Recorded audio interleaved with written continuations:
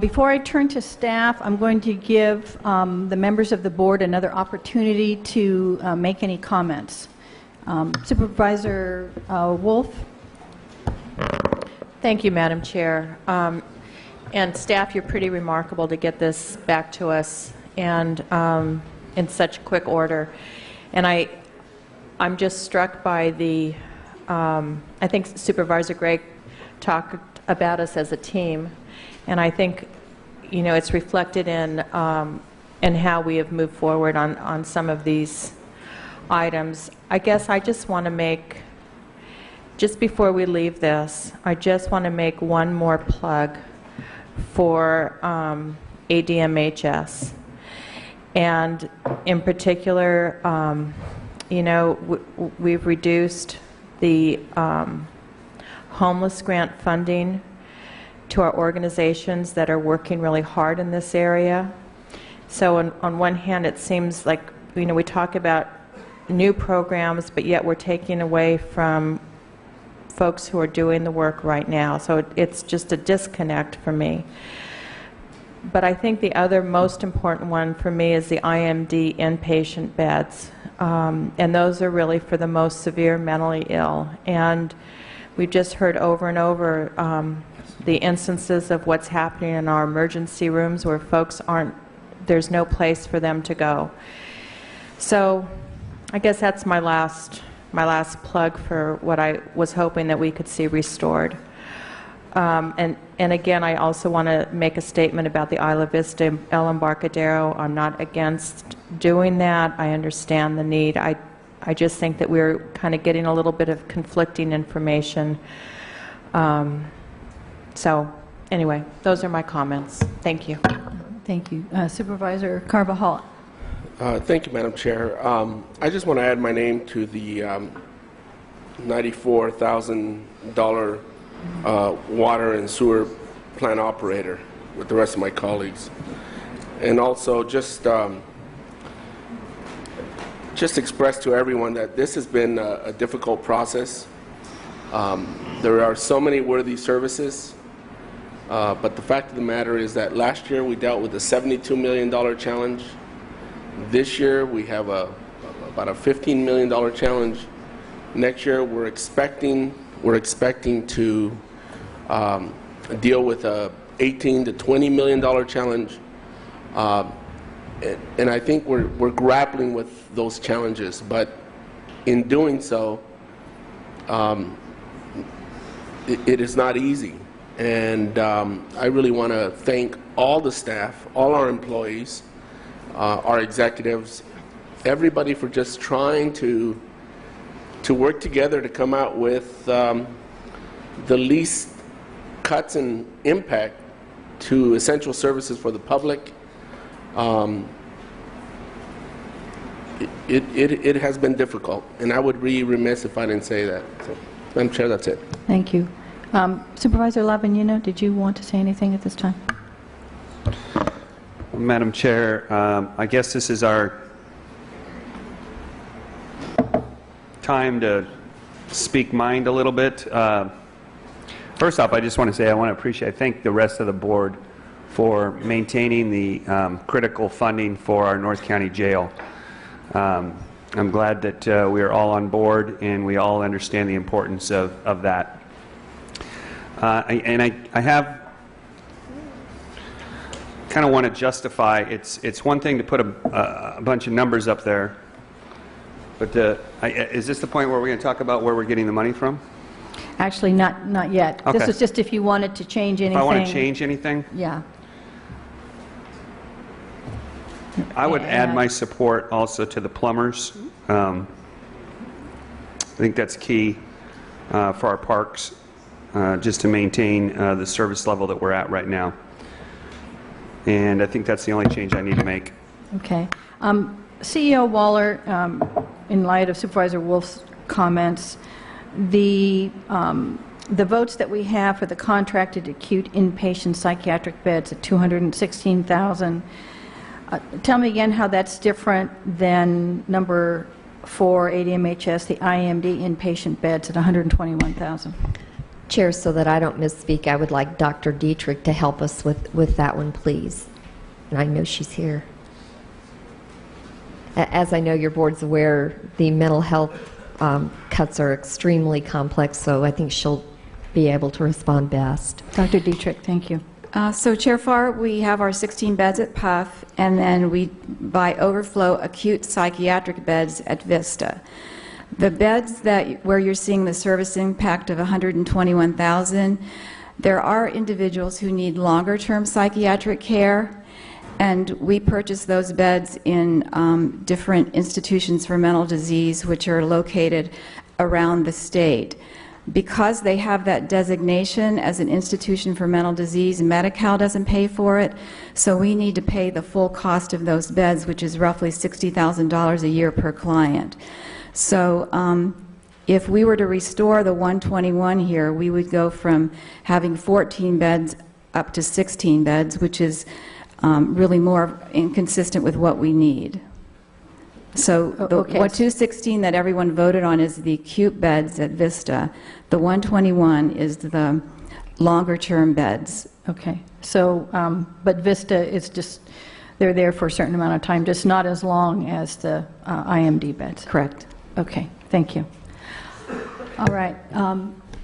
Supervisor Carvajal. Thank you. I see Ms. Fisher in the audience, and she reminded me of all the good work she's doing in my district. And I'm going to add my name as well to the ag biologist position, especially when in Cuyama especially, there's a lot of concerns about pesticide drift and pesticide issues. Thank you for being in the audience. You reminded me of all that good work. So I'm just going to add my name to that. Thank you. Supervisor Gray, did you have any other comments, any additions? Okay. I just, wanted to make a couple of comments.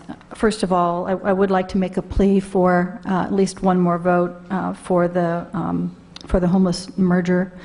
Again, I think this was a timing issue that it was unfortunate that we couldn't have had the CEO schedule the deeper discussion on this prior to budget, but I do think that the board showed support for this effort, and it's actually anticipated to be a cost-saving effort in the same way that we're talking about, and it has been for the warming centers, and First Five is collective impact. So I'm just hoping that somebody might reconsider and vote for that. The other thing is, as far as the Isla Vista El Embarcadero, I wanted to explain this myself, but clearly members of the Auditor Controller's Office and Public Works have been very deeply involved in this. Mr. Geis, Mark Paul, Scott McAlpin, I'm sure that any of them could answer any questions that anybody might have on that and the dire need to get this finished. So I just wanted to offer that as well. Okay, any other comments? All right, CEO Waller. Thank you, Chair. I thought that perhaps what our next stage would be is to go down our list one by one with your board, discussing what options you desired and maybe a couple of things. If we can come to consensus on a single item, obviously we'll show that as a consensus.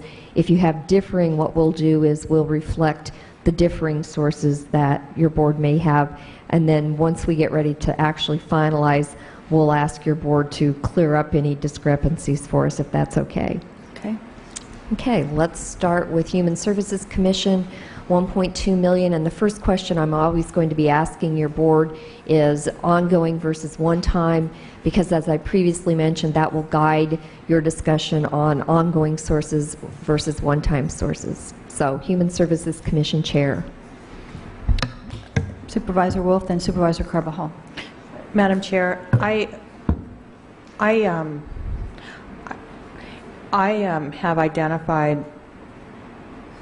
definitely identified 4.8 million, maybe 5 million to cover my items, but I didn't necessarily go by each individual item. There were a couple that I could find funding for that was specific. For instance, the Ag Commissioner position. We had talked about the sheriff's position and maybe using some of their fund balance. I don't know how if I'm going to look at I have looked at RDA, I've looked at some of the deferred maintenance, capital outlay, program restoration. I don't know how you're going to go about doing this. I can't go through every item and find a specific source. I just have it done as a bigger, as the bigger piece. So okay. it's going to be. Supervisor Carvajal. Contrary to that approach, I would appreciate going through each one of these and hearing what you have to say and giving you my feedback. For instance, some may want to take out from the reserves of some of the departments. I may not want to go there. So I think at the end we'll give you direction, and we may be in a position, Madam Chair, for you to come back to us and say, based on what I heard, this is the funding sources and this is the circumstance.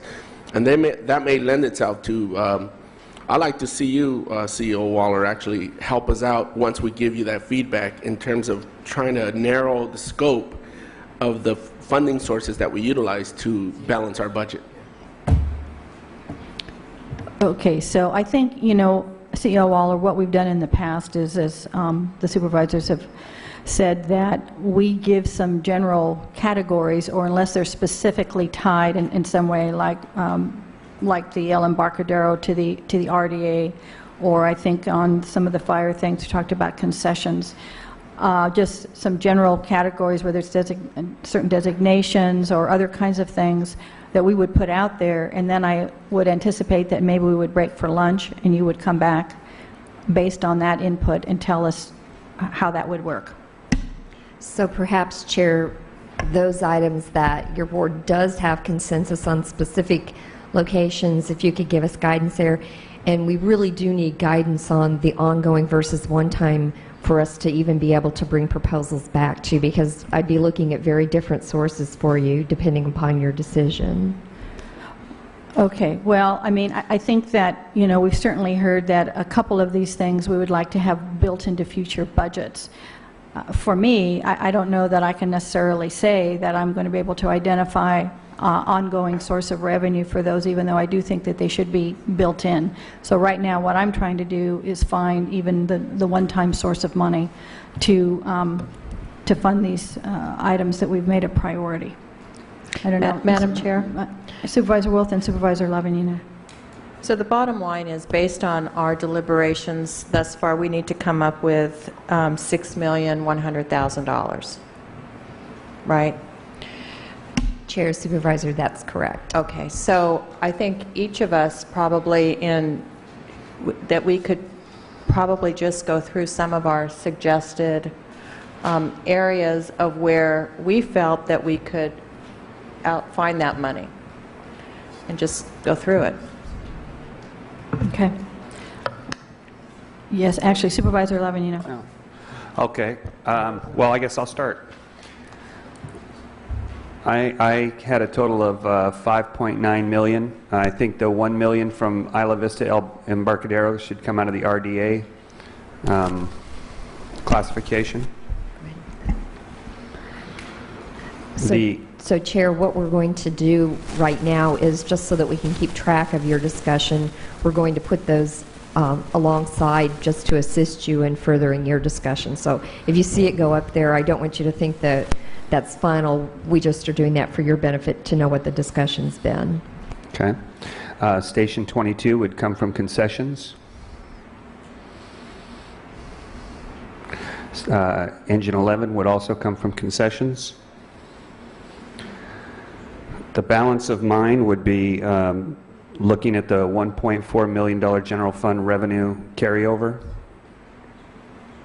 And that was, I believe, 1.2 this morning plus 183,000 from the program restoration fund. So I'm not really sure where you want to apply that. Let's just keep those in a written form because it's difficult to put them in a certain place. So JJ, if you'd help us there, please.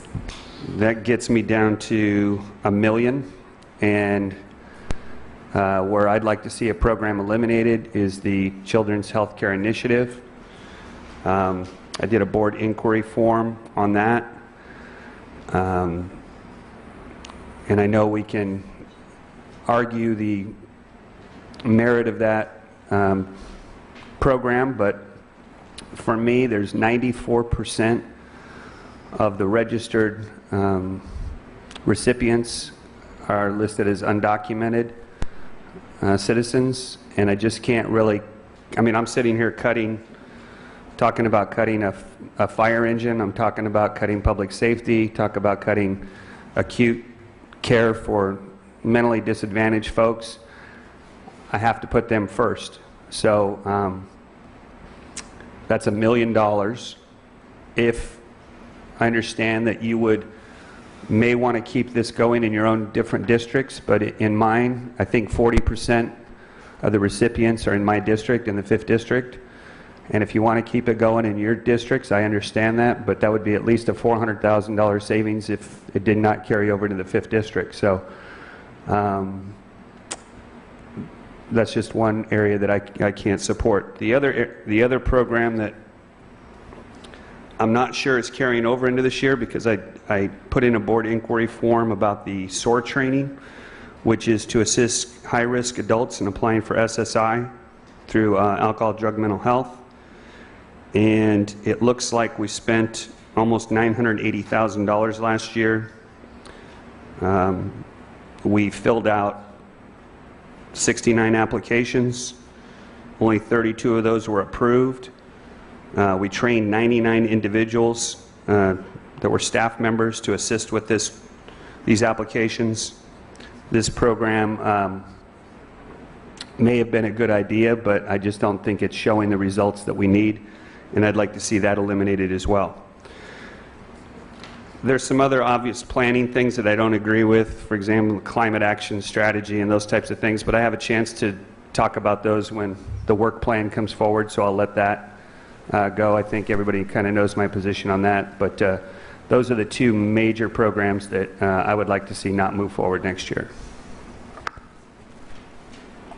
All right. Supervisor Carbajal. Thank you. The truancy program, I obviously want that to be on top of the existing reserves in that department. I don't want to take it from those reserves. I would like wait a minute. I was thrown off there for a minute. Andrew, I don't think we need to put anything there. He wasn't suggesting a source. He was saying where he didn't want to take them. So human services, I would like that to be ongoing versus one time and going through this exercise. I think we've done it 3 or 4 years, and we always restore it. So I would rather that be ongoing. The pro pay, I think, needs to be ongoing. I've already talked about the truancy program. I think the veteran services needs to be ongoing. I'm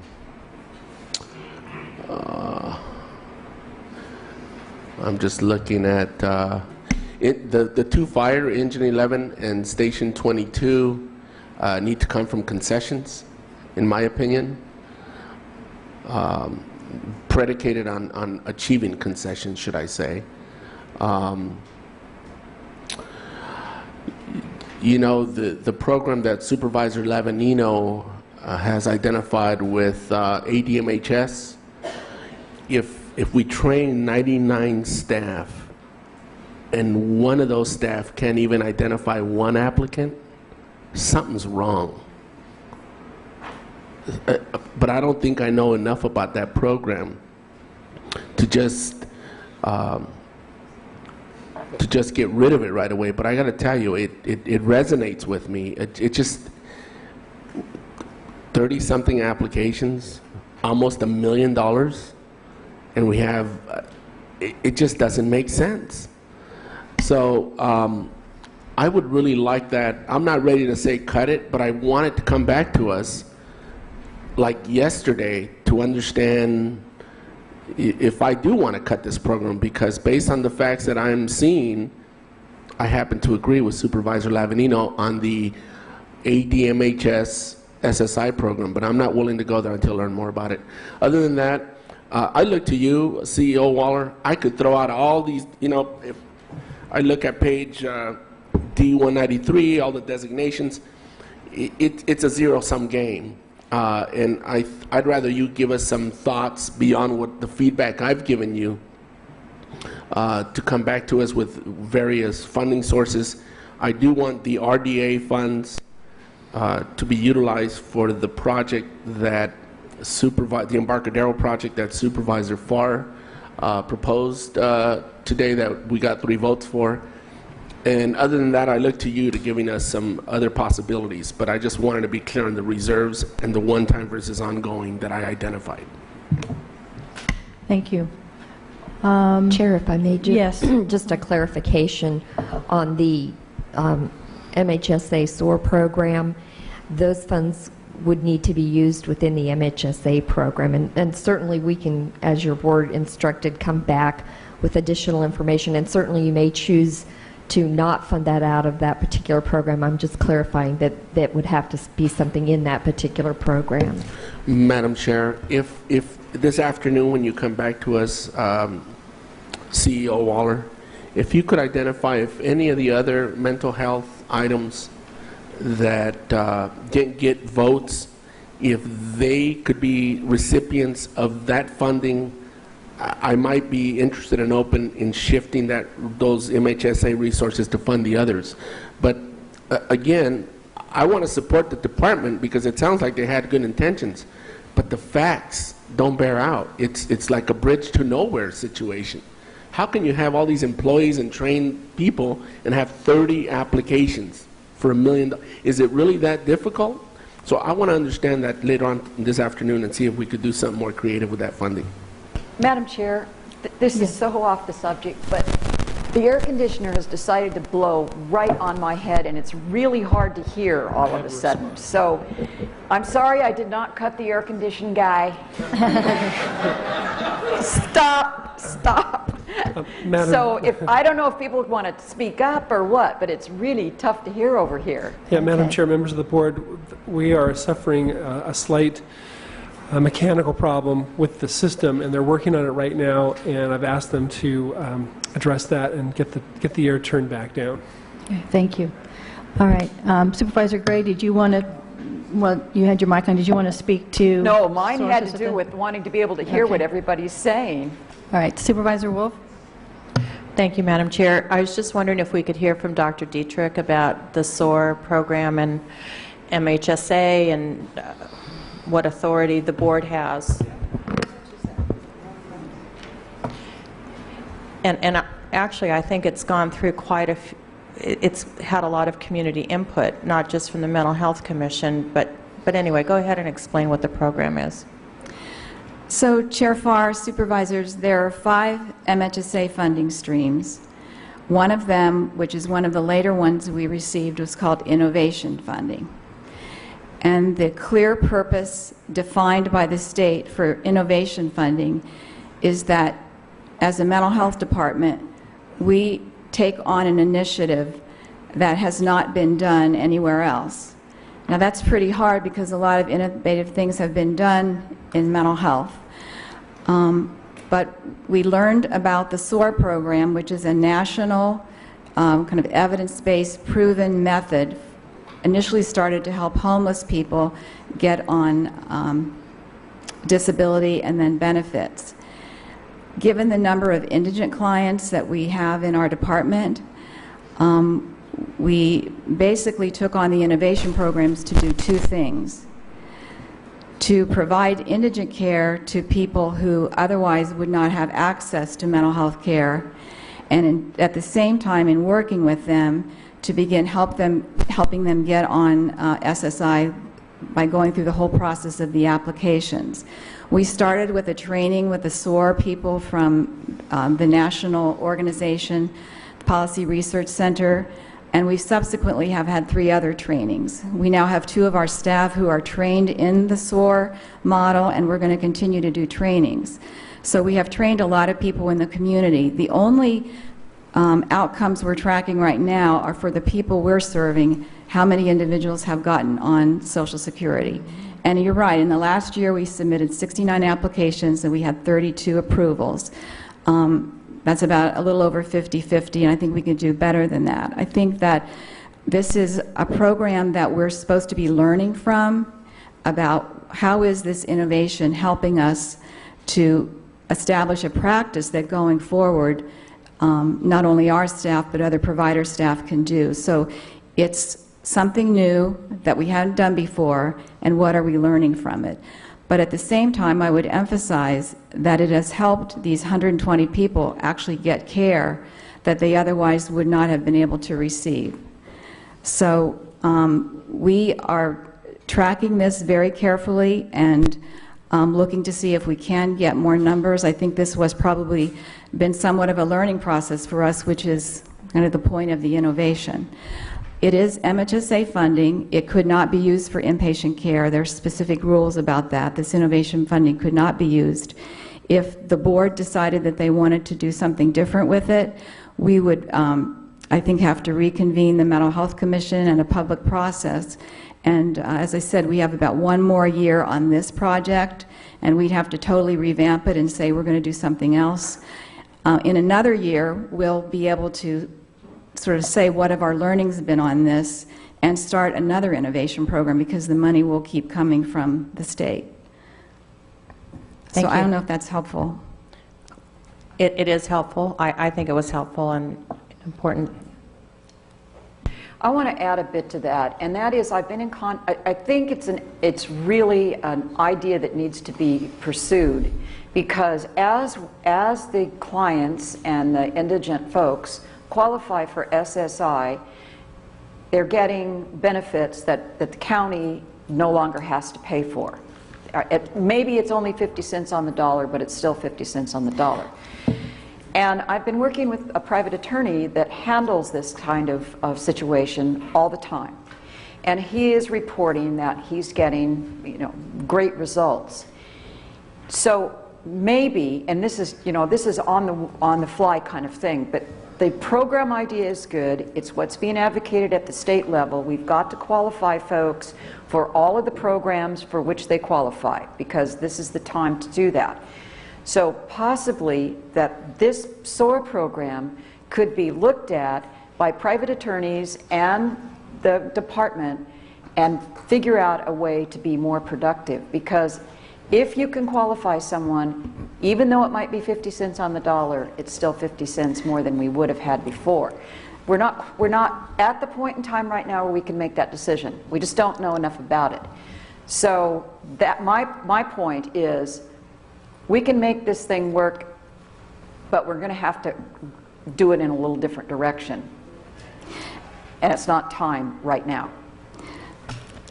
So if I might just add one thing to Chair Farr, to Supervisor Gray's point, we are tracking cost savings with that regard. I'll put my glasses on. But after these 32 individuals were found eligible for SSI benefits and Medi-Cal, we were able to bill $336,000 for these folks. So if you take the total cost of delivering the service, take away what we're now able to bill, the actual cost of doing the service is less, because now it's not paid for 100% by state money, it's paid by Medi-Cal. The other tremendous benefit for people who get on SSI is that they get on disability, and that means that they have $800 a month, which isn't very much money, but it's $10,000 a year. So when we add up the savings by having the revenue now from Medi-Cal, as well as the clients being on Social Security, we have a total savings kind of to the community of about $500,000. In other words, people now have money to pay for their housing, pay for 30% of if they can get a Section 8 rental. So there are some pretty significant cost offsets. I think what we have to keep doing in the next year is trying to get more people on. But we are tracking the benefits and seeing that even though there's a cost here, there's a benefit that at the end of the day the expense is not going to be as high.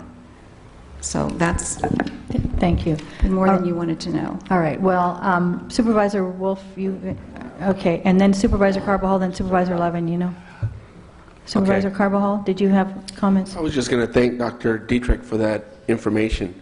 I still think, though, that it would be nice to understand what the performance outcomes targeted performance outcomes? Where do we have more aggressive performance outcomes? I know maybe while we trained staff, we didn't have a higher expectation, but and those figures you gave of actual savings and money that's drawn down to our area are great, but do we have higher performance outcomes that we're going to be looking to, or?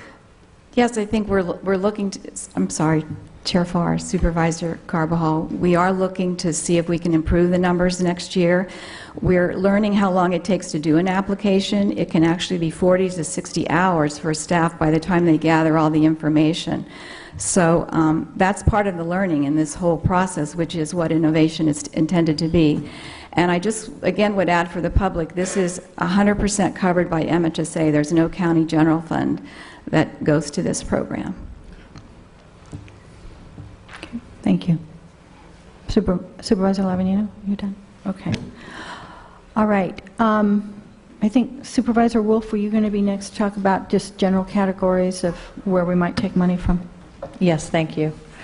So I'll leave it up to you, CEO Waller, to direct your staff as to where they're going to put this on the chart.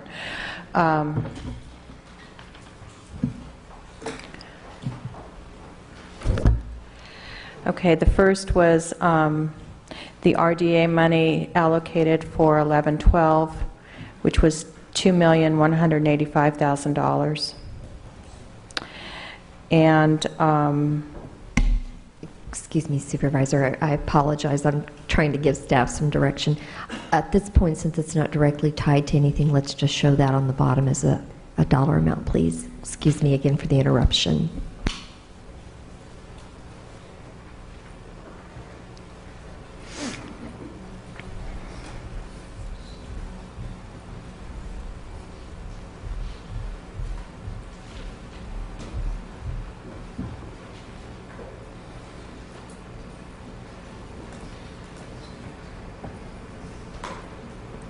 tell me when you're ready.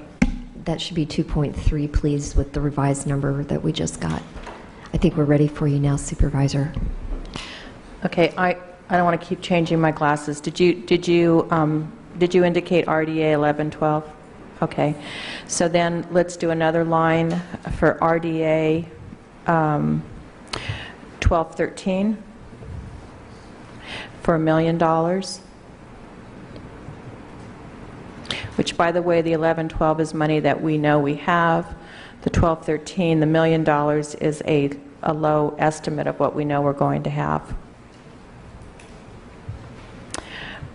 The program restoration of $183,000.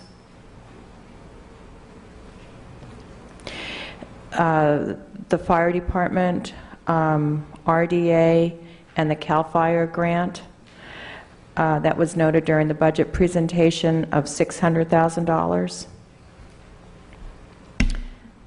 Andrew, just show that as department, fire department savings and unanticipated revenue.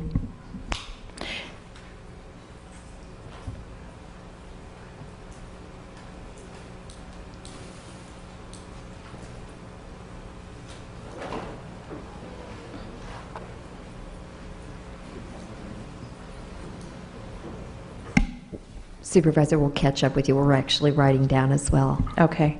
Then the ag department, this would go specifically to the biologist. The amount that was allocated, which was, what did we say, 176 or 180? Or 88? Yes, Supervisor, that's correct. Okay. And direction to staff, that goes up at the top offsetting the biologist, please. And then for the truancy, I think this was similar to what was said before from the district attorney's fund balance. And I didn't have this on my list, but we're doing the sheriff's department, and I would take that from his fund balance. And then I did look at the deferred maintenance capital outlay, all the different designations, and we're putting in more money than we had in the past, but yet I think I've been really conservative in looking at those. And so for out of the deferred maintenance, I would take $400,000. That leaves a balance of $2,400,000 still in that account. So I looked in there for $400,000. And then capital outlay, I used $250,000 from that source, still leaving a balance of $655,000.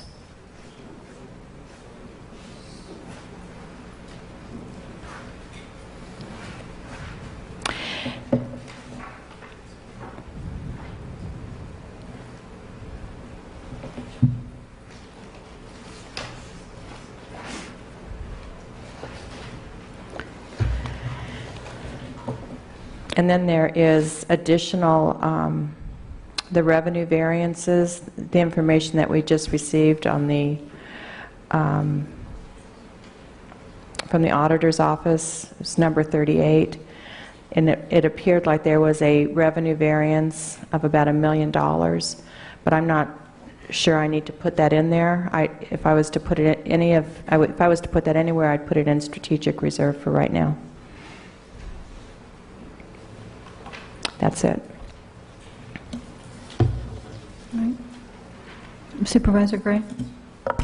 Mine's going to be rather general because I basically agree with what's been said, and I don't see a need to repeat that. There's a couple, I certainly agree with the $1 million in the children's health insurance. I too have felt that I don't want to give up a fire engine because those children are covered in our clinics. I just don't feel they need the insurance. They need it, but it's just not affordable at this time. Consistently, we've gone to the smoking cessation program. I think it's $500,000. I don't know what the number is now, so I'm guessing $500,000. Ms. Nijich, can you help us on that, the smoking cessation program, what the value is? Yes, the amount for the smoking cessation program for that piece of the overall TSAC money is $323,000 dedicated to that specific program. Okay. And I felt that's a small amount, but it certainly, I feel, could be better spent. The other thing is I think we could put a hold on clean water because Santa Barbara does do a lot of funding on that. And let's see, and I'd like to see us postpone the Gaviota study. I wanted to go to the truancy. They've already covered that. I agree with that. Supervisor Wolf talked about the $600,000 that was that the fire folks had found. Oh gosh, we're flipping papers here like crazy. Forget where that came from, but it was. Where was it? Revenue neutrality. And also a grant from CAL FIRE. Do you know what I'm talking about? The $600,000 that the fire had a revenue neutrality. Yes. And a, okay. On that one, Andrew, what we're talking about is the unanticipated revenue and the savings from the fire department that we had at 665. Yeah. And then the other thing was, I think someone talked about it, but I'm lost. I believe that on the ag position, that there are fees that are coming in that can now fund their job, which was weights and measures, and so that will free up general fund money to pay for the biologists. And I believe that that's there. It came in one of Supervisor Wolf's budget inquiries. There's $220,000 that could go back to the general fund, but to fund this position is 76. So right. Yes, it would come. We could come from there. Chair, just clarification on that, and Supervisor. The funds that we're speaking about are future-looking funds that will be freed up, we anticipate, in the 13-14 budget, and that amount is around 2 to 220. It's my understanding that you're wanting to offset the 88, not just the 76. Okay. So I'm just clarifying that. Thank you. That's my list, I believe. If I think of another one, I'll. Okay. Thank you, Supervisor Gray. Supervisor Wolf? Madam Chair, if I could just comment on the Children's Health Initiative, and Dr. Watt is here that he can speak to it, and just because we have you to speak, and I'm not too concerned, but I just, I don't want it to be one of those items that's on the chopping block, because we have invested this amount of money. I think it's been over 5 years, Supervisor Carbajal. It was cut from $1.5 million to $1 million. The number of children that have been served, and I'm just saying children. We don't need to, I don't believe it's appropriate to differentiate. These are children who need our services. If you're going to look at it in financial terms, I think it's important to know that these are children who are getting insurance, so that when they come into the clinics, they're insured, and our clinics will be reimbursed based on their insurance. When they go into the hospital emergency room, they will now have insurance, so that they won't come in as uninsured children and have a more severe impact to that medical facility. This is, I think, one of the most important things that we've done, and it's almost like the Human Services Commission. It's almost one of those things that I just think that would be a horrible disservice to our community to eliminate the funding for these kids. And I wish I had the chart in front of me right now, but we were given the information of the number of children that we now have insured in our county is tremendous compared to where we were before. And I think it's because of our public health department, the schools, getting these kids registered and utilizing the funding that we have. And I also understand that we have a waiting list for kids to get on this program. Anyway, Dr. Watt is here. He can be more articulate and specific about, I hope you're going to, well, I don't want to, I think you're going to talk about the benefits of this program. Sure, Madam Chair, Supervisor Wolf, you are correct. Santa Barbara County used to have one of the highest rates of uninsured children in the state, and primarily because of this program, we now have a significantly lower rate of uninsured children. They are, without the program, they would be uninsured. They could come to county clinics or other community clinics or private offices, but they would not have any reimbursement source. They would also not have coverage for medications, for hospitalizations, et cetera. And so it does have tremendous benefits in terms of not just for the children and their health and their preventive activities and services, but also in terms of reducing sick days from school, reducing their parents from missing work, et cetera. So there are a number of benefits by having a child insured. Thank you. All right. Well, for me, I guess I'll just have to say that I also disagree about using the Children's Health Insurance Program as well as clean water or smoking cessation. And I think those are all proactive that save everybody in our community so much down the line, not just fiscally, but in the overall health and well-being of our community. For the Gaviota planning, that's at $40,000. Most of it's funded by CREF. We are in our last year, so this should be the last time it needs any kind of general fund, and to pull it now would have meant that enormous numbers of people wasted a lot of time and money. I think as far as the other suggestions, I agree with certainly taking the RDA project out of the 1112 RDA, as I mentioned, using the fund balances, the comments about concessions. Supervisor Lavanino, you mentioned the 1.4 general fund that was carryover that included the 1.8, of program restoration. I support that. I think we also should be looking at the discretionary fund balances for salary and benefit reductions. I know that there was a comment that was anticipated to be needed to balance in the following fiscal year, but I do think that for so many of our employees that they agreed to those concessions in order that they would have more staffing in their departments and to help with those jobs. So I think particularly for those restorations that are specific to certain jobs, you know, the mechanic, the plumbers, and so on, propay, that's something that we might use there. And we are anticipating for 12-13 that the redevelopment money may be coming in anywhere from $2 to $4 million. So I think that could be used to offset anything that we might need to take from salary and benefits category now in order to be used in the future. I think it's also important to remember that the 11-12 money from RDA was about 2.3. I'm only asking to use $1 million of that, and so that does leave 1.3 also that could be used in general for some of these other things that don't fit in any other categories. So those are my comments. Supervisor Lavagino. Thank you, Madam Chair.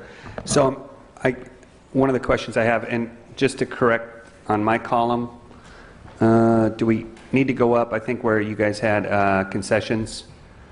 It says union concessions, so I guess we have to put 1.8 and 468 or whatever in there. I think the same with everybody else, so that we know where it's coming from. So I guess my question is on the DA's, on our truancy program that we are partnering with the DA and the schools. I guess I've heard some of everything, and I mean, I'm supporting that it not come out of her holdover account. So do we have 3 votes for that, or I can't tell by reading that how that works, but I think that's an important distinction. Well, I think that, you know, we've put quite a few different sources up there, and I have to say I forgot also that Supervisor Wolf mentioned some things out of capital and deferred maintenance, but I don't think anybody said anything about contingency, and we're talking about adding $500,000 there when there's already almost 1.3 in it. So I would add that to the list as well, and perhaps some of those other sources, Supervisor Lavagino, would be options that the CEO could bring back for us if you didn't want to take it out of the fund balance. I would like to see, I mean, I think this was the step that was missing last year, is that, I mean, for example, I disagree that I don't think we should be taking anything under salaries and benefit reduction. I think it's imperative that we carry that over because of the fact that I think we're looking at something next year that's going to be even worse than this year. So I think that the direction I'd like to give the CEO and see how we work on this is the piece that was missing last year is we go to lunch, we come back, I want to know where our strategic reserve is going to be. I want to know where you think you would take, whether it comes out of contingency or it comes out of,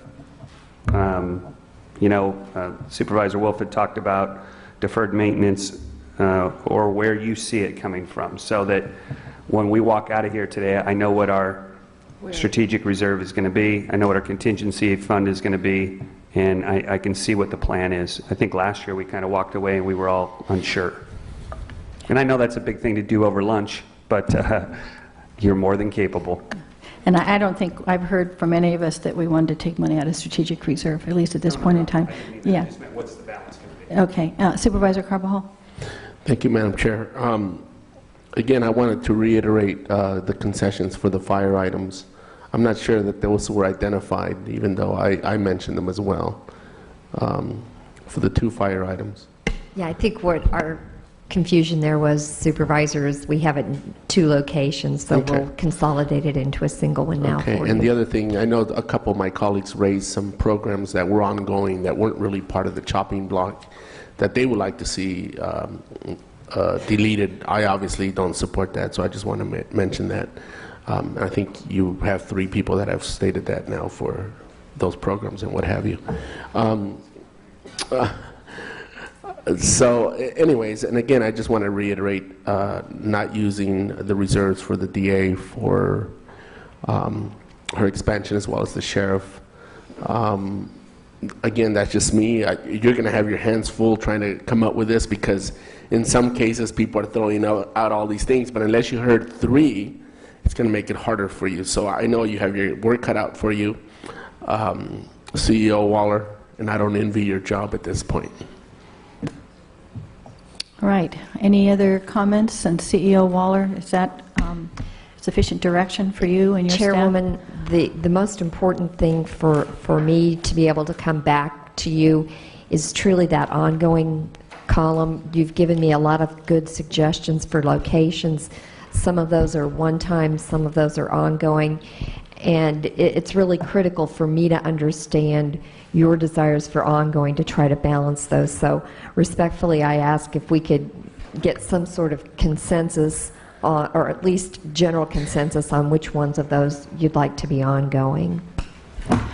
Supervisor Gray? You know, I think it might be easier to say what's not ongoing, because it looks like most of them are, and that's what I'd like to hear from my colleagues, is what do they see as probably not ongoing, and I don't know that you're going to hear anything. Well, Madam Chair, I'm the opposite. Oh, okay. I except for ProPay and the truancy program that we just are starting, I just soon make a decision on this every year. Although I'm going to support Veteran Services, I'm going to support the Human Services Commission, but at what level are they changing? I just don't want to see them, you know, and maybe Supervisor Wolf is right. What the heck did I just say? that we've been here too long. Let's just pause a moment. Yeah. I know I do. I think we all agree more than we do. But you know, I'd rather see more. I'd rather see a laundry list of more of the programs, and maybe we have to do it in a workshop next year where we say, look. But here I am. I'm looking at a very, very small segment of the budget, and these can't be all of the programs. I mean, the ones that we're making decisions on are: do you want to kick out people out of psychiatric beds, or do you want to cut the veterans, or do you want to cut? You know, I want to look at more programs. I want to have a voice and say, yeah, I think that's important. That's not as important. Let's have a priority list, because basically, when it gets down to the end of the day, all that we're left with is non-mandated, and I hope that these aren't the only non-mandated programs that we have, but if they are, then we have a tough decision to make. But I'd like to get involved a little bit more so that, you know, I know the department heads are like, this is the last thing that I could cut. And then it comes to us and we have to make a crazy decision on essential services. So, and I know in the back of my mind there are programs out there, like, for example, I didn't know there was $323,000 for smoking cessation. Not that I'm not saying I don't support it, or I do support it, but hey, I want to know about it. So without going through 3,000 pages of the budget, and they're not all in there either, maybe we need a little more scrutiny. But for right now, I'd say bring all these programs back except for ProPay and truancy for next year, that I want to take a look at them and more. Well, and Supervisor Levin, you know, I think, you know, I totally agree with you. I think that also to say that, you know, these are not mandated, I don't know if it is a fair statement either. I mean, you know, why is staffing for the Guadalupe Dunes not mandated, but staffing for other parks is mandated? I mean, you know, I think the department's had so many hard decisions to make here to say, okay, out of all of these unacceptable choices, you know, which ones are we going to put forward? Now the same position that the five of us are in. So, you know, I do think it is a bigger discussion. You know, we're also looking at a consultant looking at ADMHS that may come back with a plan that restructures it in a way where these certain things don't come back to us on the chopping block because the department is reorganized differently. So, you know, I don't know. I mean, you know, I do feel very strongly about some of the same programs. I took to heart the comments from so many people that came to support the Human Services Commission about saying, listen, you know, we come every year and we would rather not have to come every year. But I'm not sure whether we can get there right now with the information that we have before us. Supervisor Carbajal. I just am looking at the ones I said I would advocate for ongoing Human Services Commission, ProPay, truancy, and Veteran Services. Supervisor Wolf. And I would agree with that, and I would add, however we want to phrase it, but the visitor serving contribution, including the Film Commission. That's the Film Commission one in the chambers. So the same as Supervisor Carbajal, including that one. Mr. Alvarez. Supervisor Farr, Andrew, maybe what we could do there is, if we have room, we could put the districts that are that have noted so we can put 1, 2, 3, or whatever? We can do that during the break. Really, this is just a guide. What I'm looking for is just not your final decision, but a general consensus on which of those you want me to find ongoing solutions for and which you're comfortable with one time. Okay. But you know, this is why this exercise is so difficult again, because then you look at the other items, and I hear what Supervisor Farr is saying about the Guadalupe Dunes. Why aren't, you know, all those positions, the park positions, also ongoing? When we leave here, I don't want us to give the impression that that's just one-time funding. That's why this exercise is so difficult.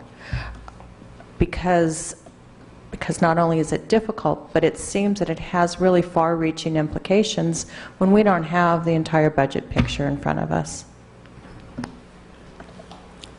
Supervisor Gray, did you have your light on? I was going to say, because I was one that said maybe they're all ongoing, because that's the way I feel. I've been voting on them for so long that they are ongoing, but if we bring them back, that's okay with me also. So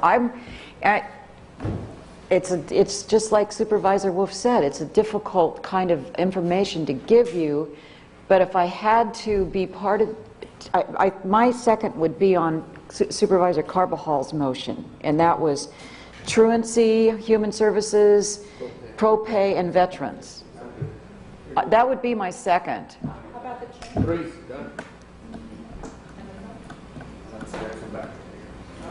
Okay, well, you seem to have consensus for that anyway. Thank you very much. You've made my job a little easier to give you some good recommendations. Okay, so how long of a lunch break will you, I'm sorry, Mr. Alvarez, did you want to make a comment? Chair Farr, just a point of clarification in taking notes and specifically on your items. You had mentioned fund balance and you had mentioned 1213 RDA, and I didn't get an amount. I don't know if you were thinking amount there. No, I just that, you know, other supervisors had mentioned fund balances for certain items, and I'm supportive of looking at that.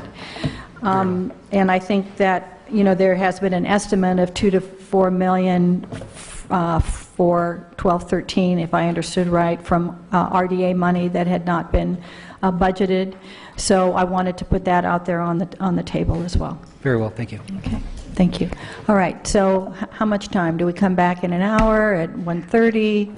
Chairwoman, I think we could be ready in an hour. Okay, 1:15 it is. Madam Chair, Yes. I think you should be really sure of that, because we've actually scheduled the whole day, and if you think you need more time... I think based upon what I had anticipated being your responses to ongoing versus one time, I think that I could get with our staff and have something together in an hour for you. Okay, that's fine. I just want to be sure that we do it. All right, so 1:15, Supervisor Wolf? And just to make sure, because some supervisors did make some changes when we came back after the break, so make sure that those are also included in what you have. Thank you, everyone. We'll see you at 1:15.